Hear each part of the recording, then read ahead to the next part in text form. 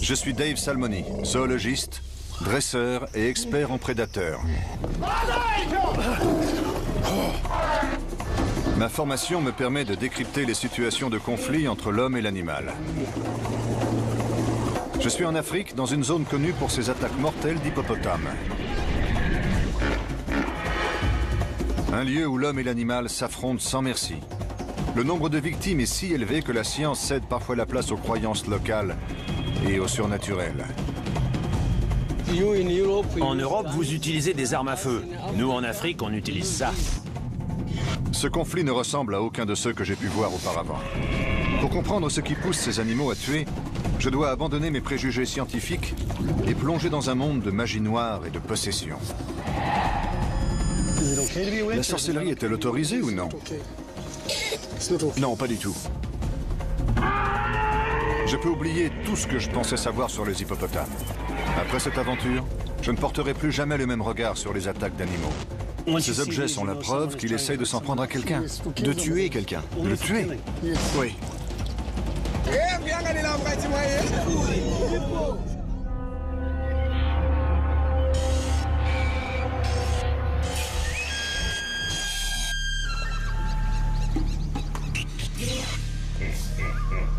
On estime que chaque année, 1 millier de personnes sont attaquées par des hippopotames et 200 sont tuées.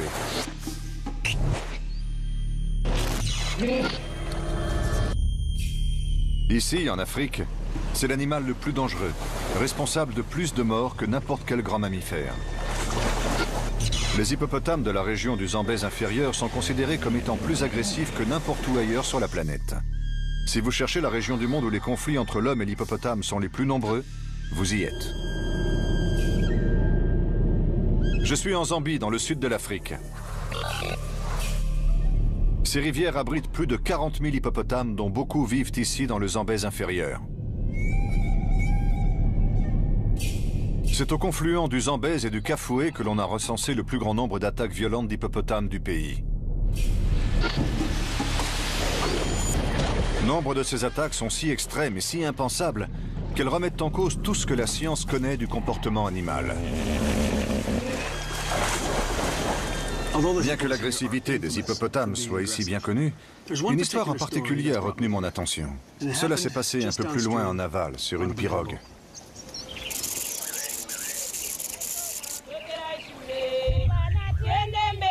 Pour les fermiers, les marchands et les écoliers du village de Jordan, prendre le bateau pour traverser la rivière est aussi banal que prendre le bus. Cela fait partie de leur quotidien. Mais lorsque ce quotidien est bouleversé, une frêle embarcation n'offre que très peu de protection face aux dangers qui sommeillent dans ses eaux.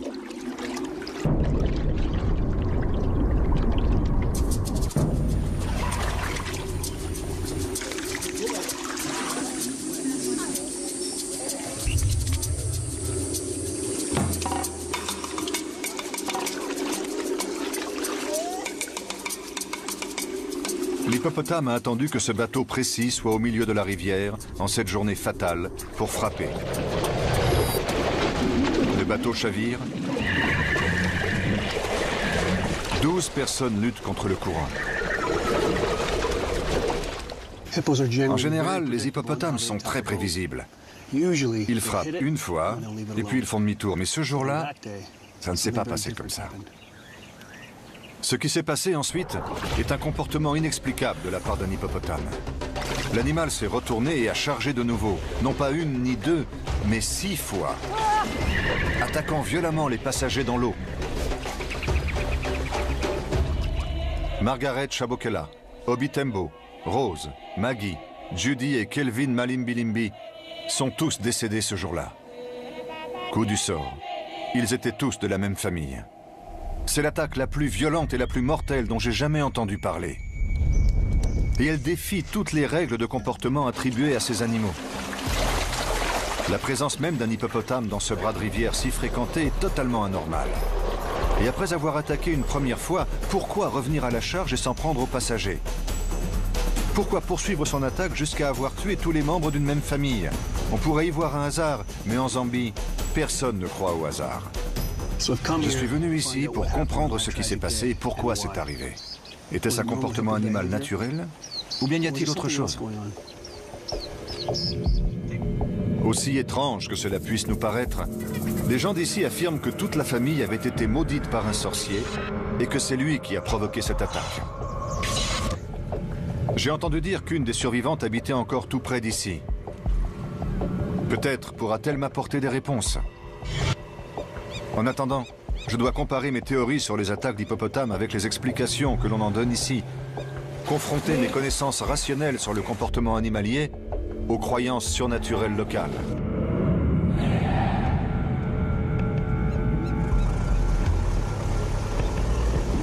Je suis un zoologiste, et dans tout conflit opposant l'homme à l'animal, je cherche d'abord à comprendre l'animal. Qu'est-ce qui le fait réagir? Qu'est-ce qui le pousse à tuer? Cette femelle hippopotame élevée par l'homme est la seule au monde qui se laisse approcher à ce point. Elle n'a pas encore atteint sa taille adulte, mais même avec elle, il vaut mieux savoir ce qu'on fait. Si on analyse leur comportement social, on s'aperçoit que ce sont des animaux agressifs, très territoriaux, et prêts à défendre leur coin de rivière ou leurs petits jusqu'à la mort.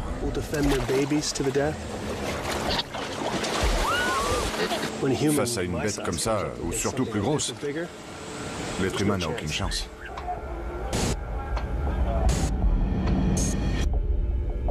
Ces animaux sont conçus pour attaquer. Ils sont territoriaux, nerveux et très agressifs. Si on regarde dans leur bouche, on peut voir ces énormes défenses, ici et ici. Ce sont des armes. Elles ne leur servent pas à manger, uniquement à se battre. Ajoutez à cela leur poids, et vous comprenez comment ils peuvent tuer un homme.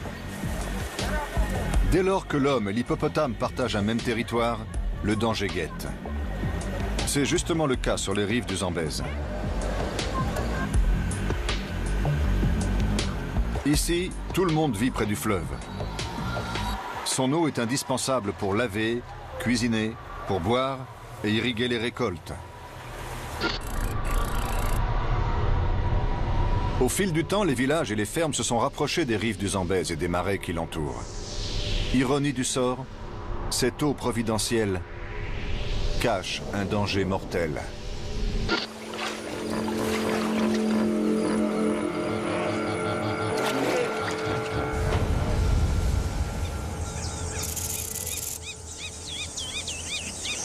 Voici le cœur du problème. Là-bas, vous avez les marais où vivent les hippopotames. Et ici, les champs de maïs. Or, la nuit, les hippopotames viennent ici. On peut voir leurs traces. Et voilà ce qu'ils mangent. Et quand les hippopotames se mettent à dévorer la nourriture des hommes, on a un problème. Ces champs de courges et de maïs sont un parfait garde-manger pour les hippopotames. En bons végétariens, ils doivent avaler plus de 45 kilos de verdure chaque nuit. Ces champs à proximité sont un véritable festin qui leur tend les bras. Betty Msimuko est agent de protection de la faune. Elle reçoit énormément d'appels concernant des ravages de culture par des hippopotames et les fermiers n'hésitent pas à se défendre seuls. Pour eux, le seul moyen de repousser ces animaux est d'utiliser des fétiches. On m'a raconté que les gens d'ici disposaient des fétiches à chaque coin de leur champ. Quand l'hippopotame arrive sur la parcelle, il est comme aveuglé, il ne voit pas les cultures et il fait demi-tour. Je suis zambienne, africaine, ça fait partie de ma culture. Donc vous y croyez? J'y crois, oui. Si cet agent de la faune pense que la magie blanche peut protéger les champs des hippopotames, on peut aisément imaginer que la magie noire est capable de l'effet inverse.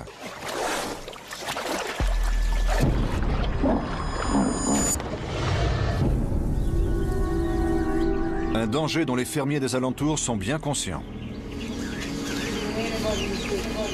Bonjour, Madame Zulu.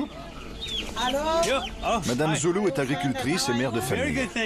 Dans une bonne année, elle cultive assez de maïs pour nourrir les 15 membres de sa famille et dispose d'un excédent qu'elle peut vendre. Mais c'est compté sans les hippopotames. Vous avez des problèmes avec les hippopotames? Toutes les nuits, ils viennent dans nos champs. Si personne n'est là pour les chasser, ils mangent tout. Ils dévorent l'équivalent de 10 sacs de nourriture chacun. Que pouvez-vous faire pour vous défendre? Je les mets en fuite. Ce que me raconte Madame Zulu est à peine croyable. Elle fait fuir ces bêtes dangereuses de 30 fois sa taille avec un seau et un bâton. Vous les faites fuir? Quand je tape sur mon tambour, les hippopotames s'enfuient. Mais parfois, ils reviennent. Quelques fétiches et un tambour de fortune sont-ils suffisants pour protéger Madame Zulu et ses récoltes? Je passe la nuit dans sa ferme pour le vérifier et découvrir ce qu'elle et sa famille doivent endurer à chaque fois que le soleil se couche. C'est à cette heure que les hippopotames sortent de la rivière pour dévorer les récoltes de Madame Zulu. Elle nous a demandé de la suivre pour nous faire une démonstration. Je me suis déjà trouvé à proximité d'hippopotames, mais j'ai toujours su garder mes distances. Ce soir, je me dirige vers eux un peu sceptique. Est-ce vraiment une bonne idée? J'ai entendu quelque chose par là.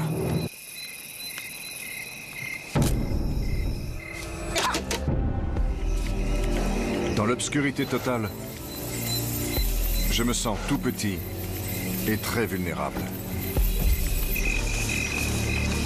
Je suis avec Madame Zulu dans sa ferme sur les berges du fleuve Zambèze pour l'aider à protéger ses cultures contre des hippopotames affamés. En général, j'aime bien approcher les animaux. Mais s'il y a un animal sur la planète dont je préfère me tenir éloigné, c'est bien l'hippopotame. Le marais est là-bas. On patrouille dans ce champ pour voir si les hippopotames viennent manger.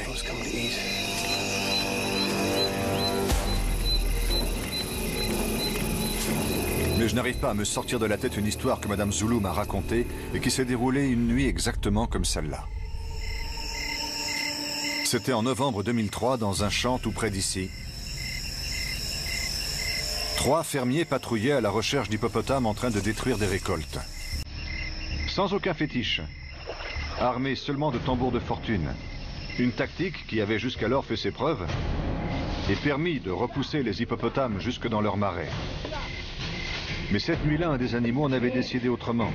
Les tambours n'ont fait que le mettre en rage. Il a chargé les 3 fermiers avec l'intention de tuer.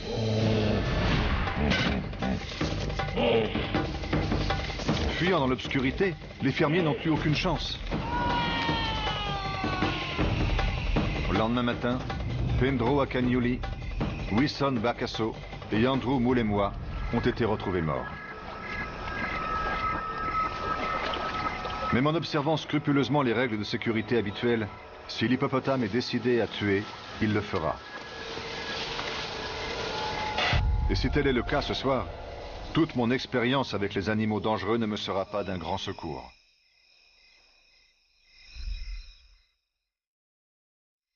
Au bord de la rivière, d'autres fermiers sont à l'affût. Un simple clapotis dans l'eau suffira à donner l'alerte. Heureusement, notre équipe de tournage dispose d'une caméra thermique qui lui permet de voir ce que nous ne pouvons qu'entendre.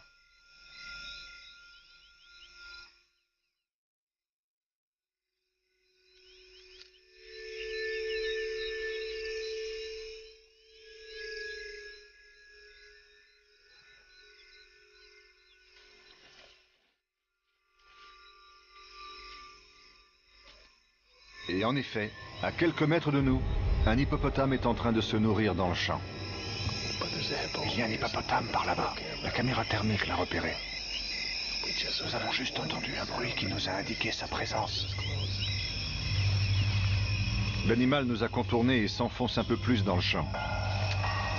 Nous le suivons. J'ai entendu quelque chose par là. Tu le vois? Par là-bas.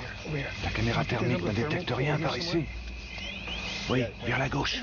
Par ici, juste là. À cette distance, si l'hippopotame décide de charger, nous sommes tous morts.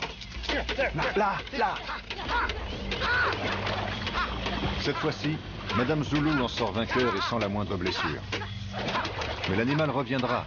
Et Madame Zulu ne sera peut-être pas aussi chanceuse la prochaine fois. Ces gens n'ont pas de caméra thermique. Et en chassant ces animaux de leur champ, ils mettent réellement leur vie en danger. Même si j'ai vraiment envie d'être en totale immersion et de vivre ce qu'ils vivent, je n'ai ni la volonté, ni le courage nécessaire pour me retrouver face à face avec un hippopotame. L'hippopotame de Madame Zulu est dangereux, mais il ne semble pas assoiffé de sang comme certains des animaux dont j'entends parler. Des animaux qui, selon les croyances locales, sont manipulés par la sorcellerie. L'hippopotame qui a attaqué l'embarcation, tuant 6 membres de la même famille, a fait preuve d'un tout autre niveau d'agressivité et de préméditation. Quoi qu'il en soit, j'ai appris l'existence d'une survivante. Madame Zulu m'a dit de me rendre dans le village de Jordan, où se cache la survivante, encore traumatisée par ce qu'elle a vécu ce jour-là. Je veux à tout prix lui parler. Arrivé au village, on m'indique où la trouver. Ce matin-là, j'ai pris le premier bateau. Samamwa Matayo, 38 ans, se trouvait sur le bateau avec le reste des passagers lors de cette matinée fatale.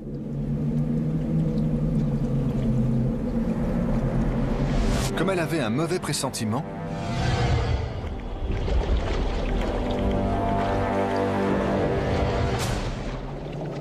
elle est descendue avant le départ. Depuis le rivage, elle a été témoin de l'attaque. C'est la première fois qu'elle raconte ce qu'elle a vu. J'ai beaucoup de chance. Le bateau venait de partir quand l'hippopotame est arrivé.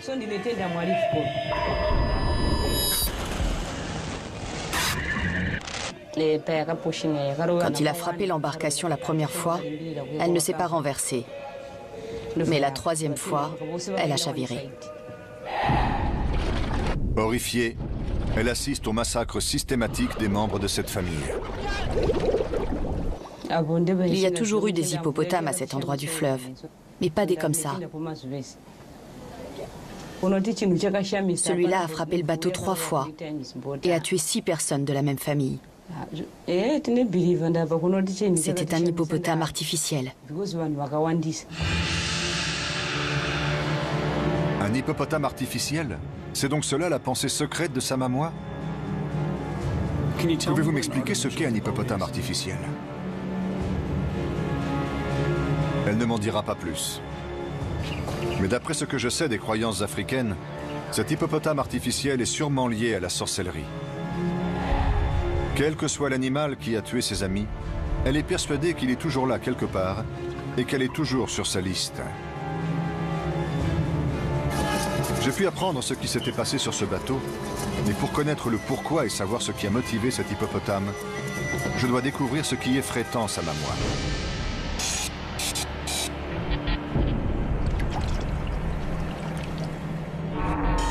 D'abord, leçon de survie.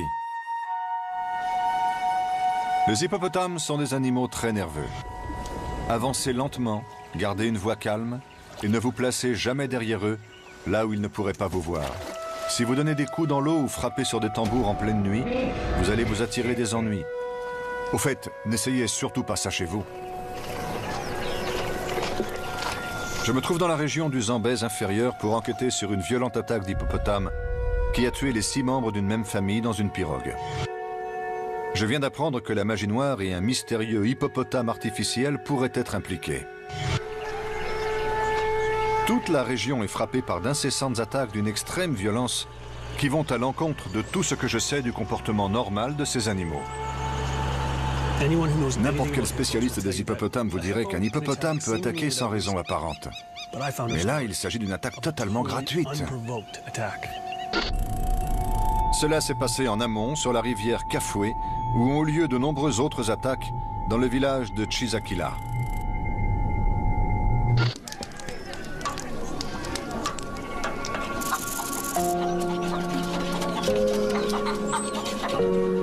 En novembre 2006, une famille de Chisakila célébrait une fête.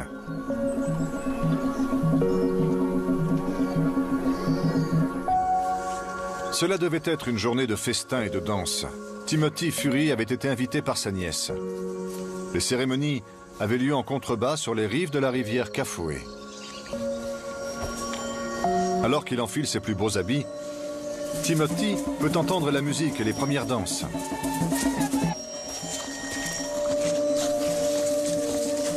Son cadeau à la main, il arrive au bord de la rivière qu'il doit traverser. Pour Timothy, c'est aussi banal que de prendre un bus pour se rendre en centre-ville. Mais cette fois-ci, alors qu'il pose le pied dans sa pirogue, la scène tourne au cauchemar.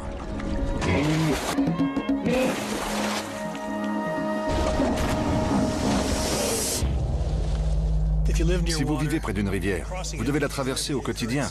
Timothy avait à peine posé le pied dans son embarcation lorsque l'hippopotame a surgi. Un hippopotame en pleine sieste sous la pirogue aurait pu être surpris et attaqué. Mais aucune explication rationnelle ne justifie ce qui s'est passé ensuite. Timothy parvient à se hisser sur la rive, mais apparemment, cet hippopotame a décidé de le tuer. L'animal va se déchaîner. Il revient à la charge, saisit Timothy et l'entraîne dans les eaux. On sait que les hippopotames sont prêts à tout pour défendre leur territoire ou leurs petits. Mais dans ce cas précis, Timothy n'avait rien fait. Timothy a passé 7 mois à l'hôpital et a survécu par miracle. Mais il y a laissé une jambe.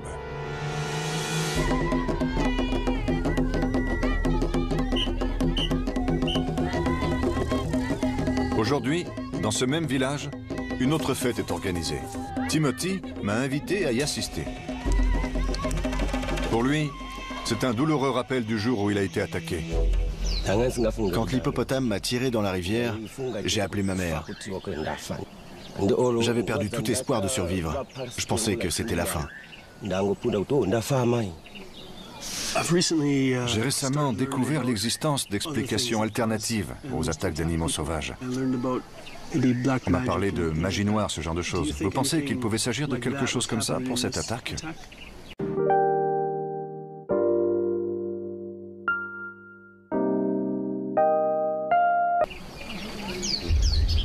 Il voulait vraiment me tuer. J'ai eu de la chance de survivre. La réponse de Timothy est évasive. Peut-être pense-t-il qu'un occidental comme moi va se moquer de ses croyances. Mais il est difficile, même pour un scientifique, de décrire cette attaque sans la qualifier de brutale, haineuse et même diabolique. Les similitudes avec l'attaque du bateau qui a décimé une famille entière me semblent évidentes. Comme dans ce dernier cas, on ne peut s'empêcher de penser que Timothy a été victime d'une attaque ciblée et que son hippopotame était aussi contrôlé par une forme de sorcellerie.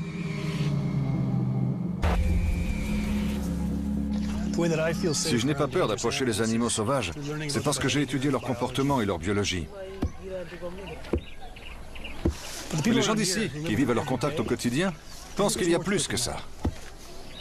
J'ai besoin de réponses claires. Comment allez-vous? Ça va. Je veux savoir comment la magie noire peut ordonner à un hippopotame d'attaquer. Je m'adresse donc à un guérisseur traditionnel à qui on prête des pouvoirs occultes.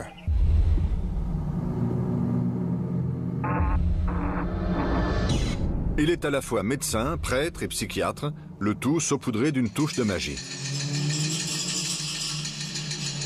Le docteur Noah exprime les croyances de sa communauté. Je voudrais connaître son avis sur la série d'attaques d'hippopotames inexpliquées. Là d'où je viens, quand un animal attaque un humain, on considère que c'est le hasard, c'est de la malchance. C'est ce qu'on pense ici aussi?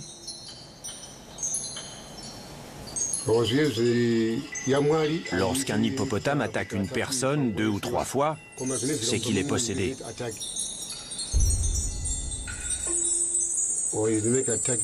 On peut posséder un hippopotame pour le contrôler et le faire tuer des gens. Ça arrive souvent. Pour le cartésien que je suis, les propos du docteur Noah n'ont aucun fondement scientifique. Mais imaginez un instant que cela soit vrai. Cela expliquerait ce qui s'est passé sur le bateau. Et cela correspond parfaitement à ce que la survivante Samamoua m'a raconté. J'ai un peu de mal à intégrer ces théories. Mais si les gens d'ici y croient si fermement, il doit bien y avoir un fond de vérité. J'ai moi-même été témoin de comportements totalement inexplicables chez des animaux. Il serait arrogant de ma part de penser que la science peut tout expliquer. Si je veux comprendre ce qui s'est vraiment passé ce jour-là sur la rivière, je ne dois écarter aucune possibilité.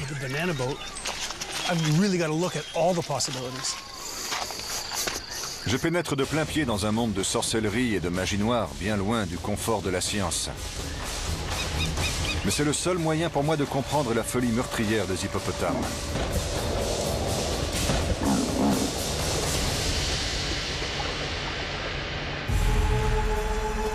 Je suis au cœur de la Zambie pour découvrir les raisons qui ont poussé un hippopotame à attaquer une embarcation et à tuer 6 membres d'une même famille.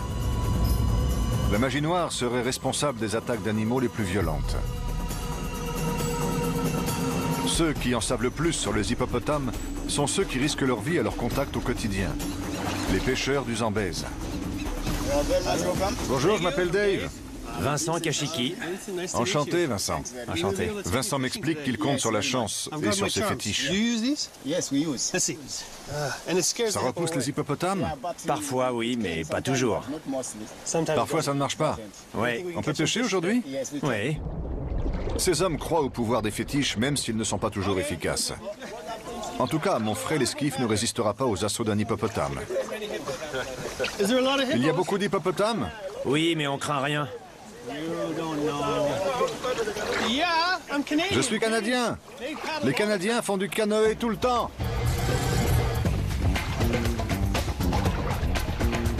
Lorsque le niveau de l'eau est haut, comme aujourd'hui, les hippopotames sont éparpillés, moins faciles à repérer et imprévisibles.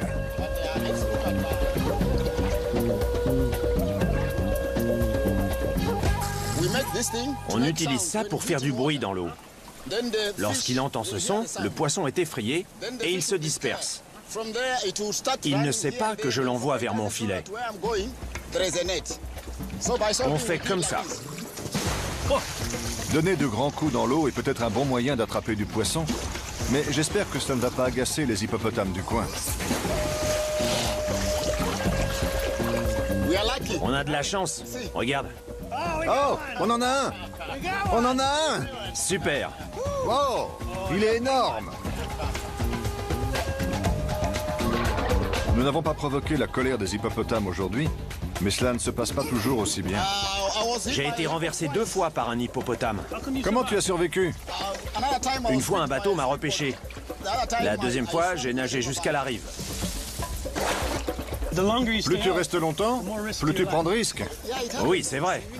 Mais sur la route, tu risques aussi ta vie en conduisant ta voiture. Tu vois? C'est pareil. Comme tous les pêcheurs du monde, ces hommes sont pragmatiques. Malgré leurs fétiches et leurs superstitions, ils ont parfaitement conscience du danger que représente le fleuve. Vincent n'a jamais été témoin d'attaques violentes comme celle dont me parlait le docteur Noah. Mais la fréquence de ces attaques ne diminue pas. Vincent m'emmène rencontrer la victime de l'hippopotame possédé mentionné par le docteur. Un mois plus tôt, Michek Banda, 21 ans, a croisé la route d'un hippopotame qui l'a laissé marqué à vie, physiquement et mentalement. Avec mon père, on allait acheter du poisson.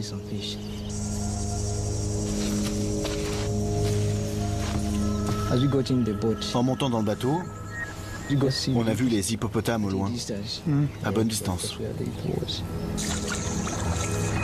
Michek et son père, Lawrence, vivent près de Siavonga. Ils ont vécu avec les hippopotames toute leur vie. Comme tout le monde ici, ils savent le danger qu'ils représentent et savent comment éviter les ennuis. Du moins, c'est ce qu'ils croyaient. Une autre pirogue est arrivée et on leur a dit de faire demi-tour. N'allez pas là, il y a des hippopotames. Allez là où l'eau est plus profonde. Lawrence et Michek ignorent alors qu'un hippopotame se dirige également vers les eaux profondes. Ils font route droit sur lui.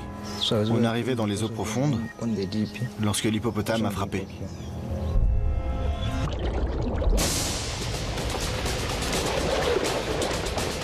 On est tous les deux tombés dans l'eau. Je me suis mis à nager. Mon père a rejoint la pirogue. Mais l'hippopotame n'en avait pas terminé. Il délaisse la pirogue et se tourne vers Michek.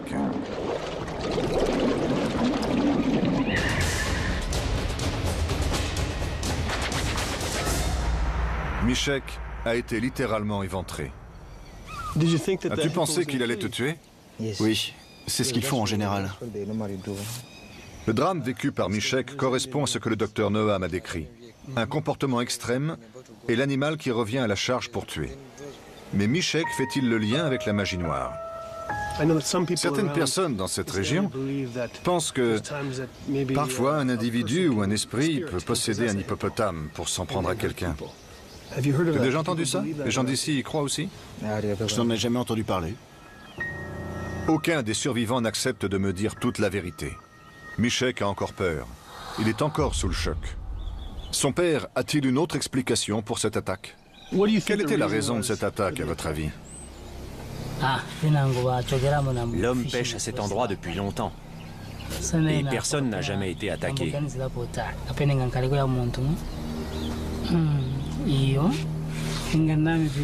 Maintenant, certains utilisent des fétiches pour posséder les hippopotames et leur faire tuer des gens. Comme ça, les gens pensent qu'ils ont été attaqués par un vrai hippopotame.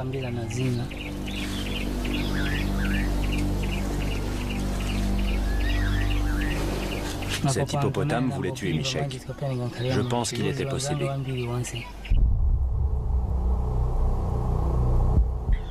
Cela confirme ce que le docteur Noam a raconté.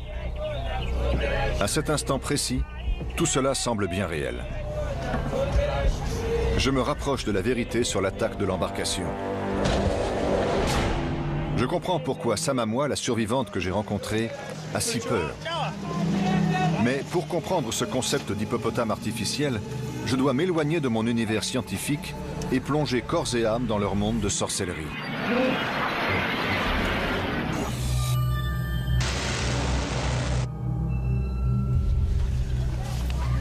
Le scientifique que je suis va devoir faire preuve d'une grande ouverture d'esprit. Ce qui se passe ici va peut-être me permettre de comprendre ce qui s'est passé ce jour-là sur l'embarcation. Je suis revenu à l'épicentre des violentes attaques d'hippopotames dans le cœur de cette région déchirée, au village de Jordan. Depuis l'incident de la pirogue et les autres attaques brutales, les villageois suspectent qu'un sorcier vit parmi eux et les accable de sa malédiction.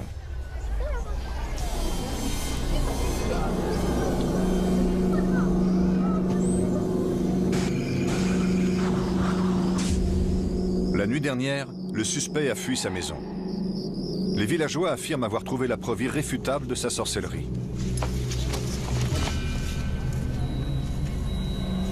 Il se couvre le nez, non pas à cause de l'odeur, mais pour se protéger du malin.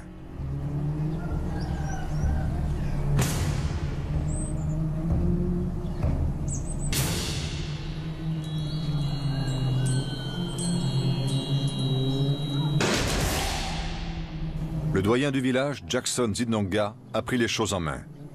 La sorcellerie est-elle autorisée ou non? Non, pas du tout. Pas du tout. C'est ce que nous appelons Nyanga.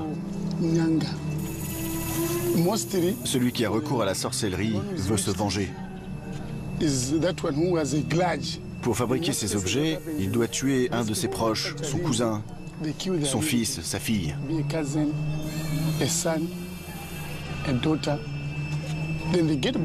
Il récupère ensuite son sang et le met dans cet objet qu'il a fabriqué.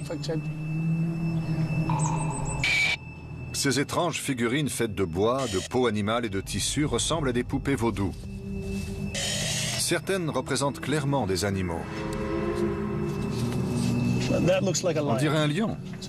Donc, si je comprends bien, la personne fabrique ce lion, prend le sang d'un de ses proches et le met dessus.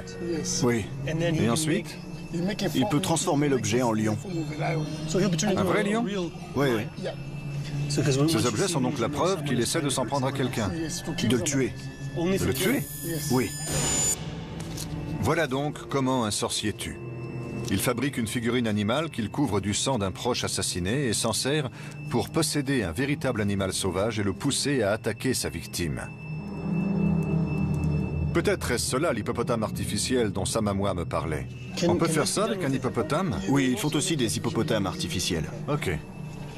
Et si j'en voulais une famille entière? Vous pourriez tous les tuer. Peu importe le nombre. Oui. L'hippopotame qui a attaqué la pirogue était donc un animal réel, mais un sorcier avait utilisé une figurine de ce genre pour le contrôler et le forcer à tuer.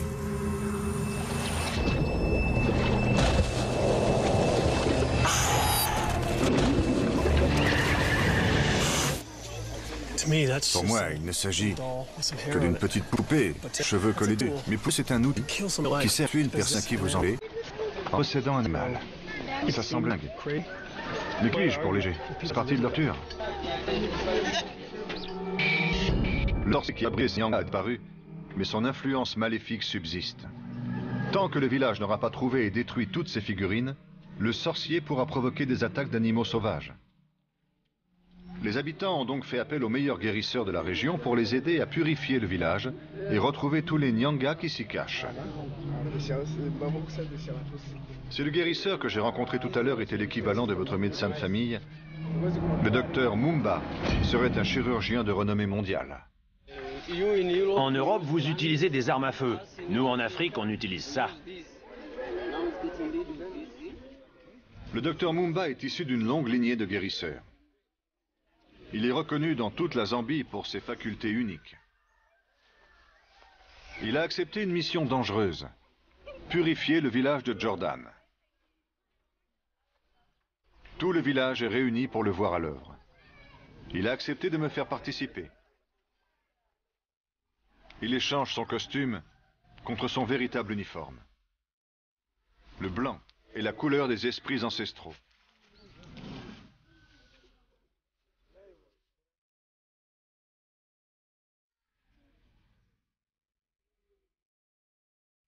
Il est capable de les invoquer dans son propre corps et d'entrer en transe pour qu'ils puissent agir à travers lui.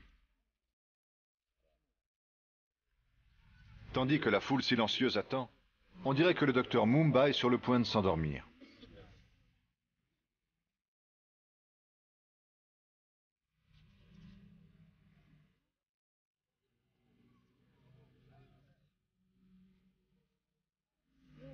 Mais ce bâillement n'est pas naturel. Les esprits pénètrent dans son corps par sa bouche. Les esprits sont arrivés et le docteur est sur le point d'opérer.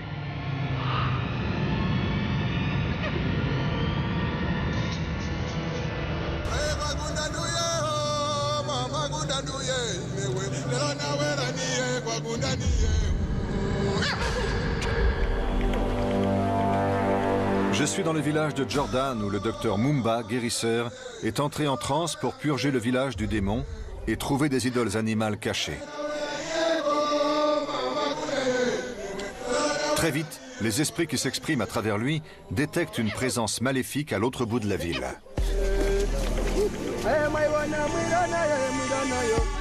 Tel un berger possédé, il guide la foule à travers les rues. Si vous regardez ça de chez vous, vous vous dites probablement que ça a l'air complètement fou. Mais quand vous êtes ici, vous y croyez. Lorsque nous arrivons sur les lieux, le docteur Mumba se déshabille pour bien montrer qu'il ne cache rien sur lui.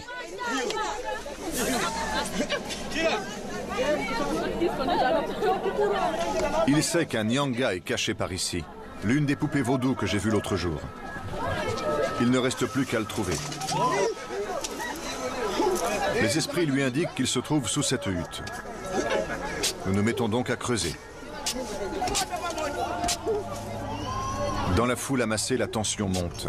On me pousse vers l'avant et les traducteurs du docteur me demandent de l'aider. Allez-y. Mettez votre main à l'intérieur. Pas question. Je m'occupe d'animaux en chair et en os. Je préférerais encore devoir attraper un tigre. La dernière chose au monde que j'ai envie de faire, c'est mettre ma main dans ce trou. Ils me disent que cette eau médicinale me protégera de tout ce qui peut se trouver dans ce trou. Je ne prends aucun risque. Dégoulinant d'eau magique, je plonge ma main à l'intérieur. Je sens quelque chose. Je sens quelque chose. Ça bouge. C'est le truc le plus flippant que j'ai jamais vu. Il respire. On vient de déterrer un truc qui se trouvait sous cette maison depuis des années. Je vous jure que j'ai tiré ce truc. Vous avez vu les bulles? Il respire. Oui, je vois les bulles, il respire. Ce truc respire. Peu importe ce que j'ai trouvé au fond de ce trou. Il devait s'y trouver depuis des années. Mais je le jure, je l'ai senti bouger dans ma main. Et je l'ai vu respirer dans ce seau d'eau. C'est un hippopotame? J'arrive pas à y croire.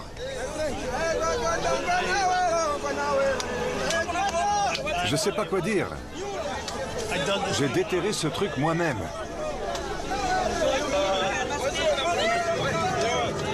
Ce n'est pas un simple nyanga. C'est un nyanga d'hippopotame. Pour les villageois, c'est l'hippopotame artificiel qui a causé la série d'attaques mortelles.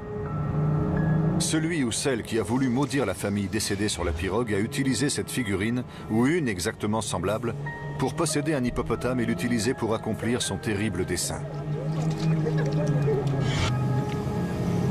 C'est ce qui faisait si peur à Samamoua. D'après ceux qui m'entourent, le liquide qui s'en écoule lorsque je le presse dans ma main n'est autre que du sang humain. Comment le docteur l'a-t-il trouvé et comment se fait-il que je l'ai senti bouger dans ce trou? Je n'en ai aucune idée. Je ne suis pas sûr de vouloir comprendre. La farine de maïs blanc et l'eau médicinale du docteur Mumba neutralisent son pouvoir, le rendant aussi inoffensif qu'une peluche.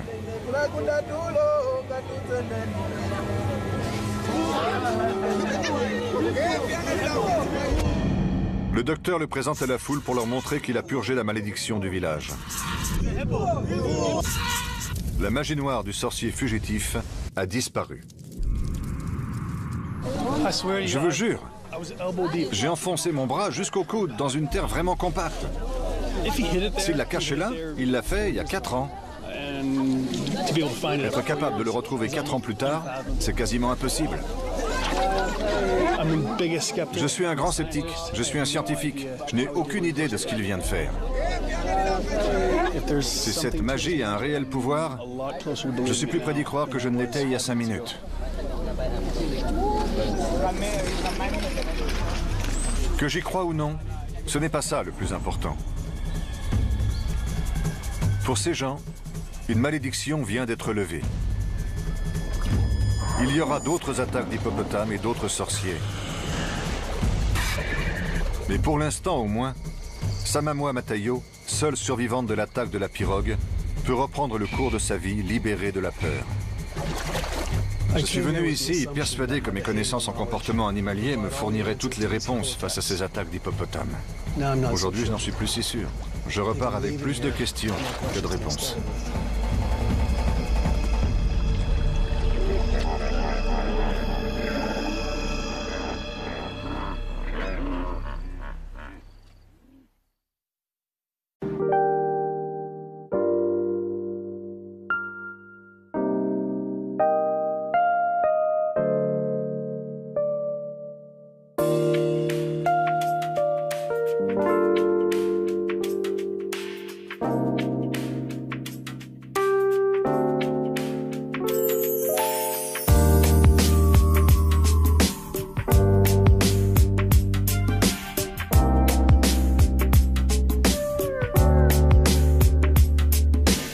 Cet objet qu'il a fabriqué.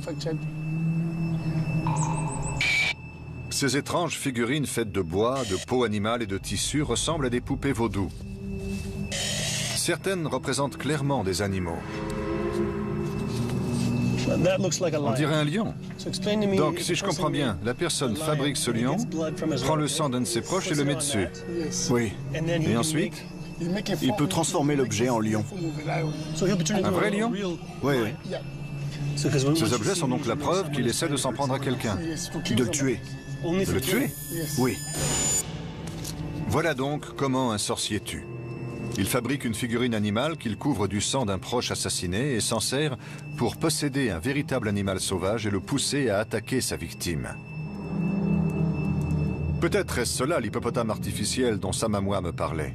On peut faire ça avec un hippopotame? Oui, ils font aussi des hippopotames artificiels. Ok. Et si j'en voulais une famille entière? Vous pourriez tous les tuer. Peu importe le nombre. Oui. L'hippopotame qui a attaqué la pirogue était donc un animal réel, mais un sorcier avait utilisé une figurine de ce genre pour le contrôler et le forcer à tuer.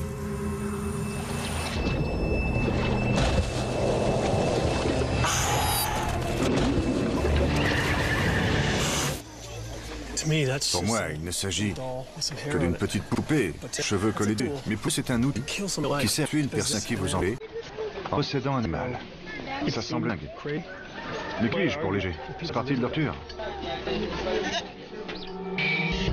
Lorsqu'il a disparu, mais son influence maléfique subsiste. Tant que le village n'aura pas trouvé et détruit toutes ces figurines, le sorcier pourra provoquer des attaques d'animaux sauvages. Les habitants ont donc fait appel aux meilleurs guérisseurs de la région pour les aider à purifier le village et retrouver tous les Nyanga qui s'y cachent. Si le guérisseur que j'ai rencontré tout à l'heure était l'équivalent de votre médecin de famille, le docteur Mumba serait un chirurgien de renommée mondiale. En Europe, vous utilisez des armes à feu. Nous, en Afrique, on utilise ça. Le docteur Mumba est issu d'une longue lignée de guérisseurs. Il est reconnu dans toute la Zambie pour ses facultés uniques. Il a accepté une mission dangereuse, purifier le village de Jordan. Tout le village est réuni pour le voir à l'œuvre. Il a accepté de me faire participer. Il échange son costume contre son véritable uniforme. Le blanc est la couleur des esprits ancestraux.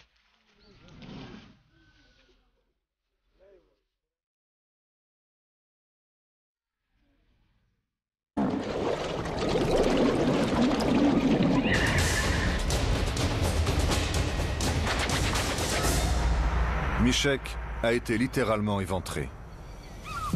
As-tu pensé qu'il allait te tuer? Oui, c'est ce qu'ils font en général. Le drame vécu par Michek correspond à ce que le docteur Noam a décrit. Un comportement extrême et l'animal qui revient à la charge pour tuer. Mais Michek fait-il le lien avec la magie noire? Certaines personnes dans cette région pensent que parfois un individu ou un esprit peut posséder un hippopotame pour s'en prendre à quelqu'un. Tu as déjà entendu ça? Les gens d'ici y croient aussi? Je n'en ai jamais entendu parler. Aucun des survivants n'accepte de me dire toute la vérité. Michek a encore peur. Il est encore sous le choc. Son père a-t-il une autre explication pour cette attaque? Quelle était la raison de cette attaque, à votre avis? L'homme pêche à cet endroit depuis longtemps. Et personne n'a jamais été attaqué.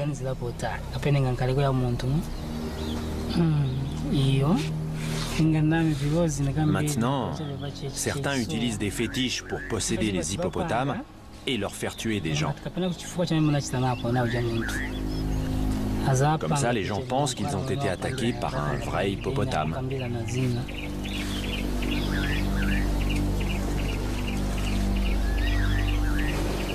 Cet hippopotame voulait tuer Michek.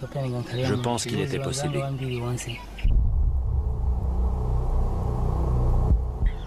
Cela confirme ce que le docteur Noam a raconté. À cet instant précis, tout cela semble bien réel. Je me rapproche de la vérité sur l'attaque de l'embarcation. Je comprends pourquoi Samamoa, la survivante que j'ai rencontrée, a si peur. Mais pour comprendre ce concept d'hippopotame artificiel, je dois m'éloigner de mon univers scientifique et plonger corps et âme dans leur monde de sorcellerie.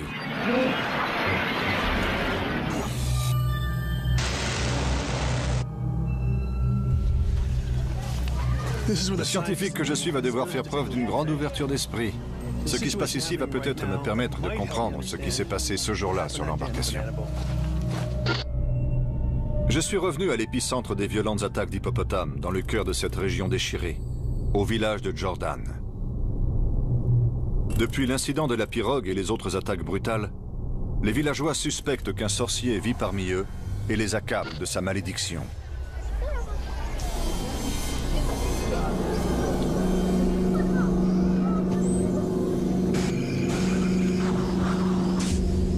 La nuit dernière, le suspect a fui sa maison. Les villageois affirment avoir trouvé la preuve irréfutable de sa sorcellerie. Dégoulinant d'eau magique, je plonge ma main à l'intérieur. Je sens quelque chose. Je sens quelque chose. Ça bouge.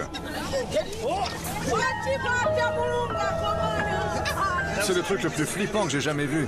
Il respire. On vient de déterrer un truc qui se trouvait sous cette maison depuis des années. Je vous jure que j'ai tiré ce truc. Vous avez vu les bulles? Il respire. Oui, je vois les bulles, il respire. Ce truc respire. Peu importe ce que j'ai trouvé au fond de ce trou. Il devait s'y trouver depuis des années. Mais je le jure, je l'ai senti bouger dans ma main. Et je l'ai vu respirer dans ce seau d'eau. C'est un hippopotame? J'arrive pas à y croire.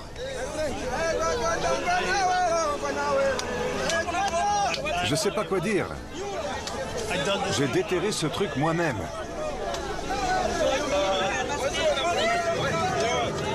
Ce n'est pas un simple nyanga. C'est un nyanga d'hippopotame. Pour les villageois, c'est l'hippopotame artificiel qui a causé la série d'attaques mortelles.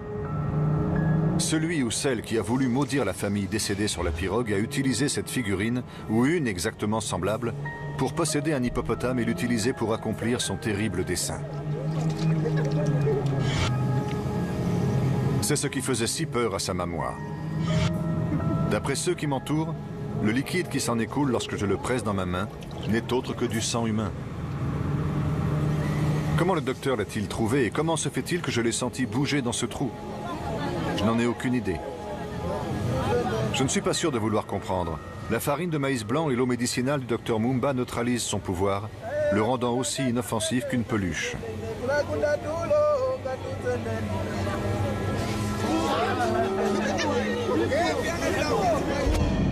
Le docteur le présente à la foule pour leur montrer qu'il a purgé la malédiction du village. La magie noire du sorcier fugitif a disparu. Je vous jure, j'ai enfoncé mon bras jusqu'au coude dans une terre vraiment compacte. S'il l'a caché là, il l'a fait il y a 4 ans. Être capable de le retrouver 4 ans plus tard, c'est quasiment impossible. Je suis un grand sceptique, je suis un scientifique. Je n'ai aucune idée de ce qu'il vient de faire. Si cette magie a un réel pouvoir, je suis plus près d'y croire que je ne l'étais il y a 5 minutes. Que j'y croie ou non, ce n'est pas ça le plus important. Pour ces gens, une malédiction vient d'être levée. Il y aura d'autres attaques d'hippopotames et d'autres sorciers.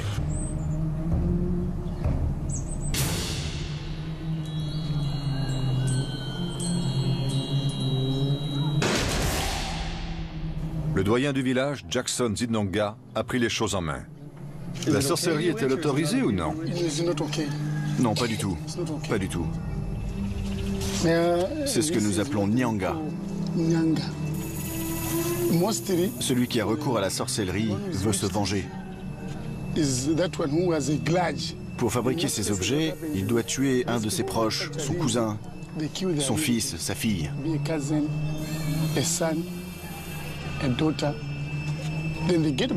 Il récupère ensuite son sang et le met dans cet objet qu'il a fabriqué.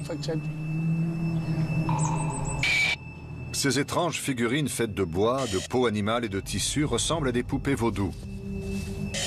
Certaines représentent clairement des animaux. On dirait un lion. Donc, si je comprends bien, la personne fabrique ce lion, prend le sang d'un de ses proches et le met dessus. Oui. Et ensuite, il peut transformer l'objet en lion. un vrai lion?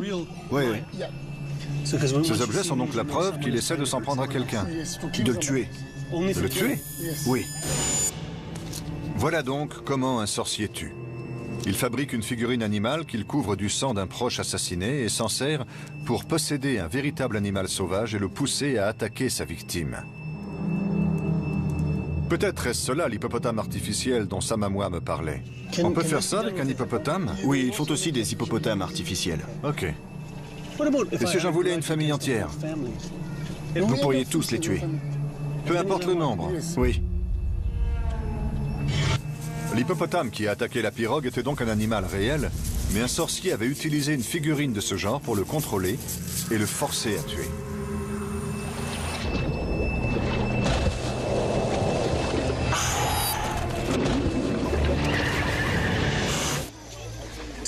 Pour moi, il ne s'agit que d'une petite poupée, cheveux collés dessus. Mais plus c'est un outil qui sert à tuer une personne qui vous enlève en possédant un animal.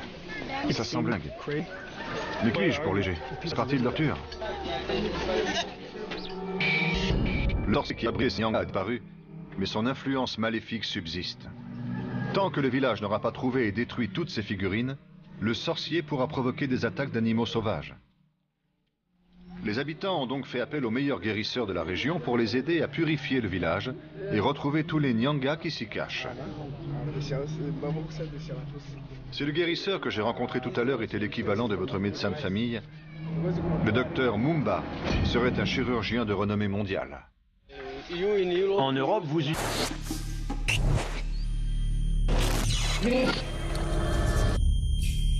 Ici, en Afrique, c'est l'animal le plus dangereux, responsable de plus de morts que n'importe quel grand mammifère. Les hippopotames de la région du Zambèze inférieur sont considérés comme étant plus agressifs que n'importe où ailleurs sur la planète. Si vous cherchez la région du monde où les conflits entre l'homme et l'hippopotame sont les plus nombreux, vous y êtes. Je suis en Zambie, dans le sud de l'Afrique.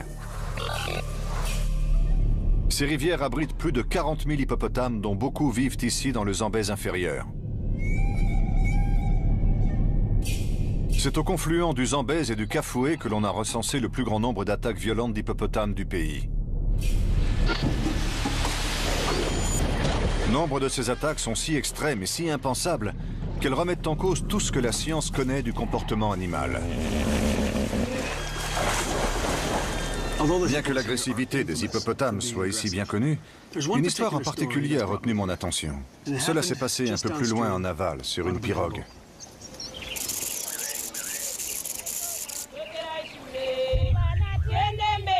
Pour les fermiers, les marchands et les écoliers du village de Jordan, prendre le bateau pour traverser la rivière est aussi banal que prendre le bus. Cela fait partie de leur quotidien. Mais lorsque ce quotidien est bouleversé, une frêle embarcation n'offre que très peu de protection face aux dangers qui sommeillent dans ses eaux.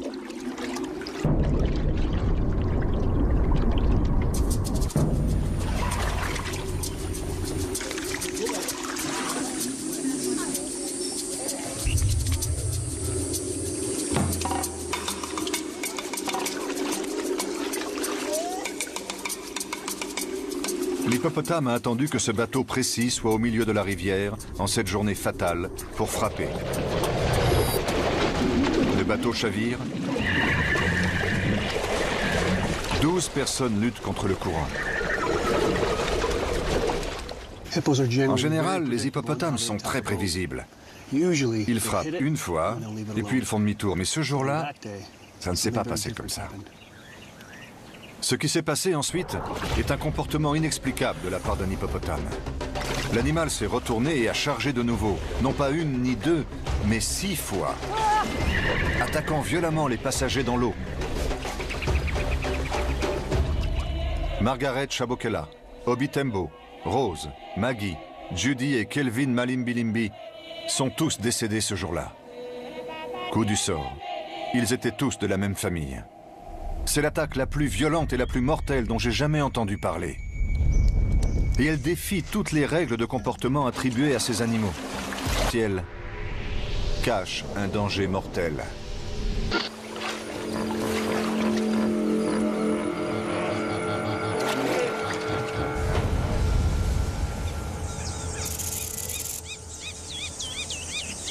Voici le cœur du problème. Là-bas, vous avez les marais où vivent les hippopotames.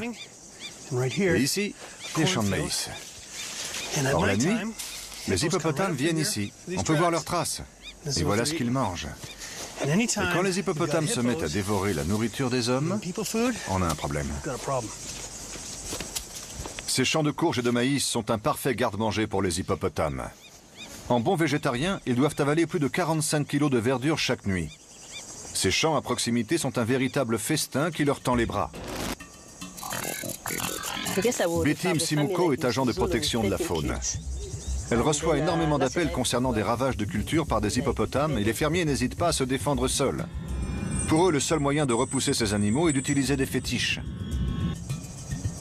On m'a raconté que les gens d'ici disposaient des fétiches à chaque coin de leur champ.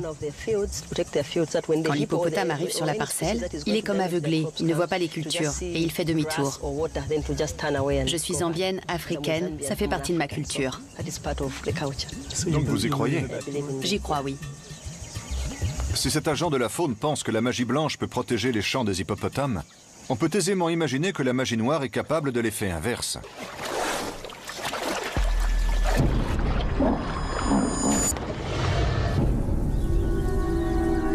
Un danger dont les fermiers des alentours sont bien conscients. Bonjour, Madame Zulu? Madame Zulu est agricultrice et mère de famille. Dans une bonne année, elle cultive assez de maïs pour nourrir les 15 membres de sa famille et dispose d'un excédent qu'elle peut vendre. Mais c'est compté sans les hippopotames. Vous avez des problèmes avec les hippopotames? Toutes les nuits, ils viennent dans nos champs. Si personne n'est là pour les chasser, ils mangent tout. Ils dévorent l'équivalent de 10 sacs de nourriture chacun. Que pouvez-vous faire pour vous défendre?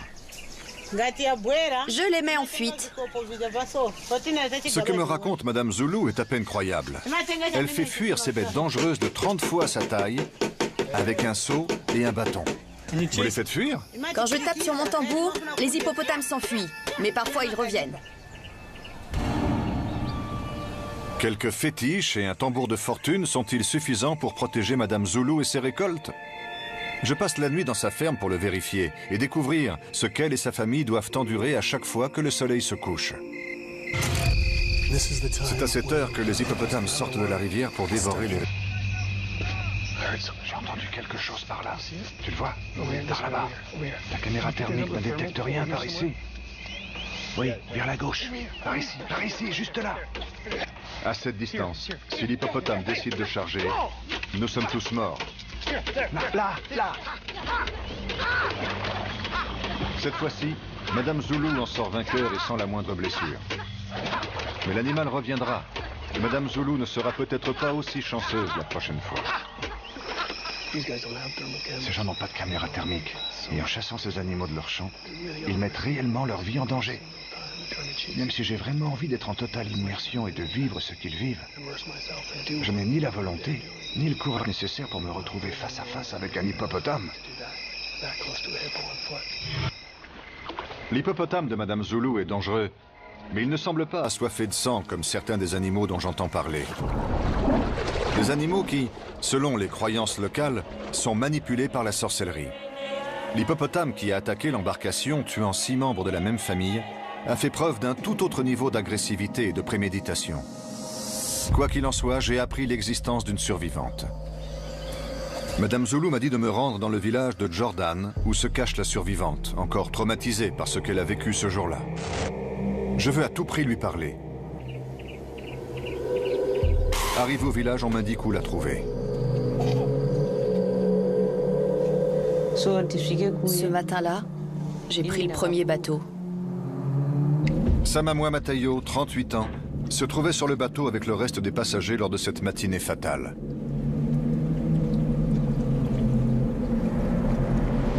Comme elle avait un mauvais pressentiment,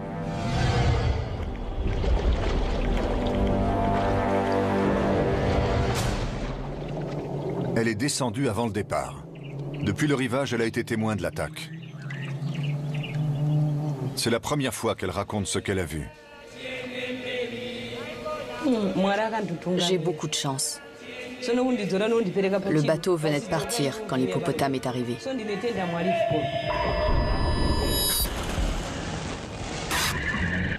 Quand il a frappé l'embarcation la première fois, elle ne s'est pas renversée.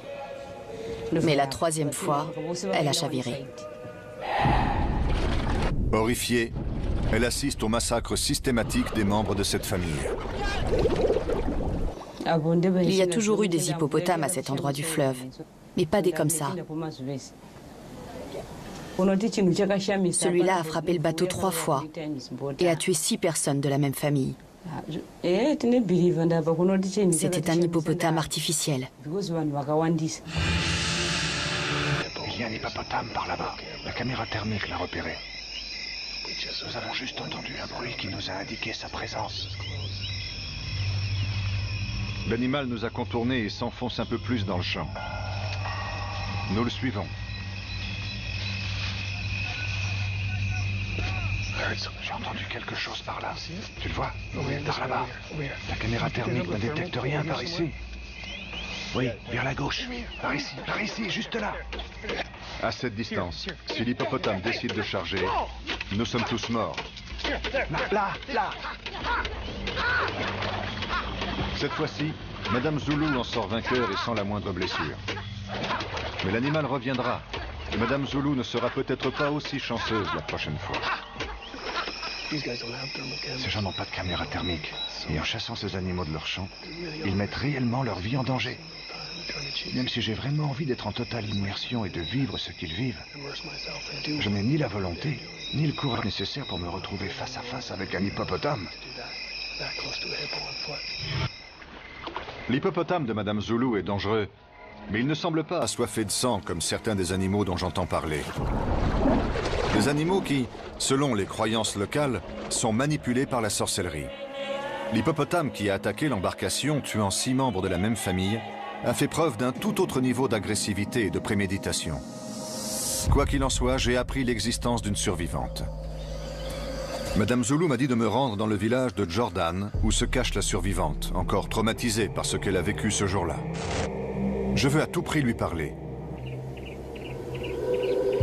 Arrivé au village, on m'indique où la trouver. Ce matin-là, j'ai pris le premier bateau. Samamwa Matayo, 38 ans, se trouvait sur le bateau avec le reste des passagers lors de cette matinée fatale.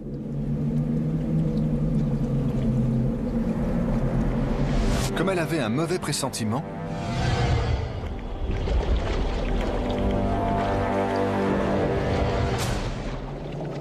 elle est descendue avant le départ. Depuis le rivage, elle a été témoin de l'attaque. C'est la première fois qu'elle raconte ce qu'elle a vu. J'ai beaucoup de chance. Le bateau venait de partir quand l'hippopotame est arrivé.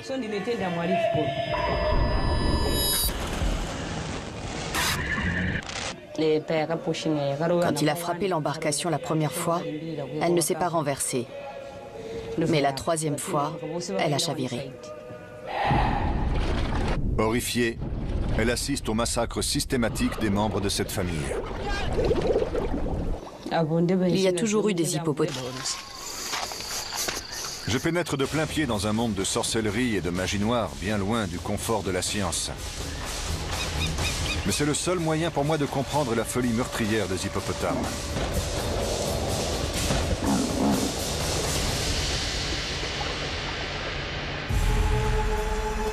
Je suis au cœur de la Zambie pour découvrir les raisons qui ont poussé un hippopotame à attaquer une embarcation et à tuer 6 membres d'une même famille.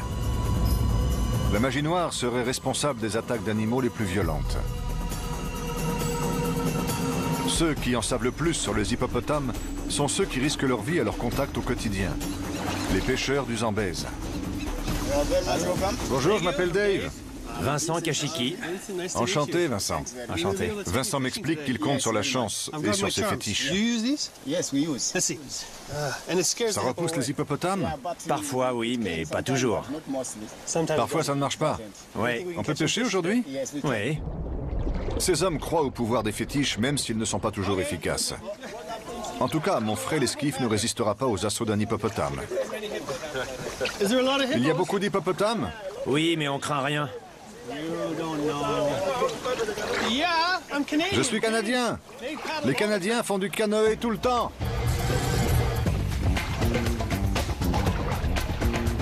Lorsque le niveau de l'eau est haut, comme aujourd'hui, les hippopotames sont éparpillés, moins faciles à repérer et imprévisibles.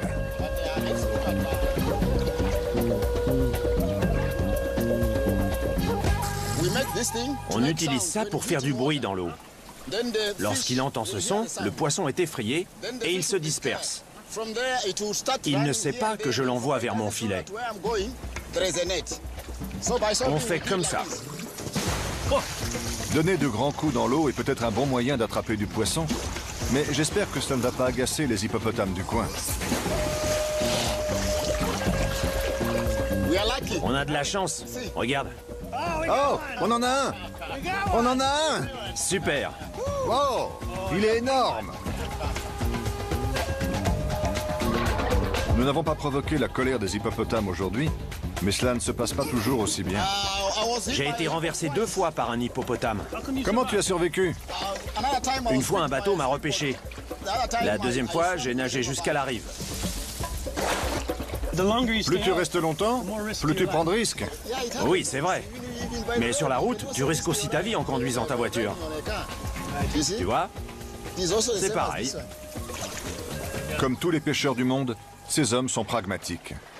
Malgré leurs fétiches et leurs superstitions, ils ont parfaitement conscience du danger que représente le fleuve. Vincent n'a jamais été pour comprendre ce qui s'est passé et pourquoi c'est arrivé. Était-ce un comportement animal naturel? Ou bien y a-t-il autre chose? Aussi étrange que cela puisse nous paraître, les gens d'ici affirment que toute la famille avait été maudite par un sorcier et que c'est lui qui a provoqué cette attaque. J'ai entendu dire qu'une des survivantes habitait encore tout près d'ici. Peut-être pourra-t-elle m'apporter des réponses. En attendant, je dois comparer mes théories sur les attaques d'hippopotames avec les explications que l'on en donne ici. Confronter mes connaissances rationnelles sur le comportement animalier aux croyances surnaturelles locales.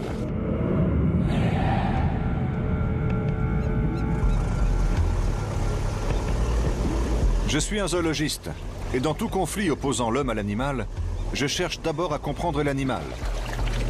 Qu'est-ce qui le fait réagir? Qu'est-ce qui le pousse à tuer? Cette femelle hippopotame élevée par l'homme est la seule au monde qui se laisse approcher à ce point. Elle n'a pas encore atteint sa taille adulte, mais même avec elle, il vaut mieux savoir ce qu'on fait. Si on analyse leur comportement social, on s'aperçoit que ce sont des animaux agressifs, très territoriaux, et prêts à défendre leur coin de rivière ou leurs petits jusqu'à la mort.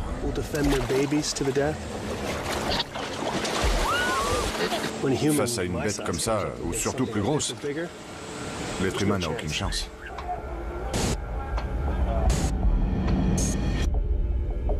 Ces animaux sont conçus pour attaquer. Ils sont territoriaux, nerveux et très agressifs.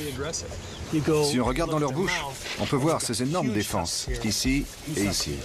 Ce sont des armes. Elles ne leur servent pas à manger, uniquement à se battre. Ajoutez à cela leur poids, et vous comprenez comment ils peuvent tuer un homme.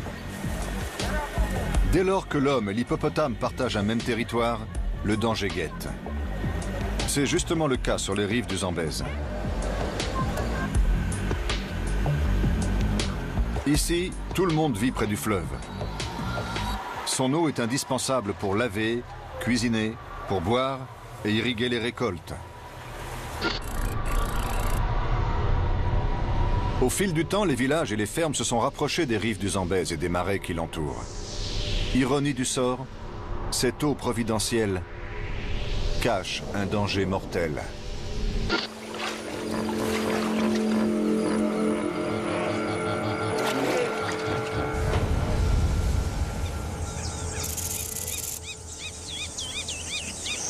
Voici le cœur du problème. Là-bas, vous avez les marais où vivent les hippopotames. Et ici, les champs de maïs. Or, la nuit,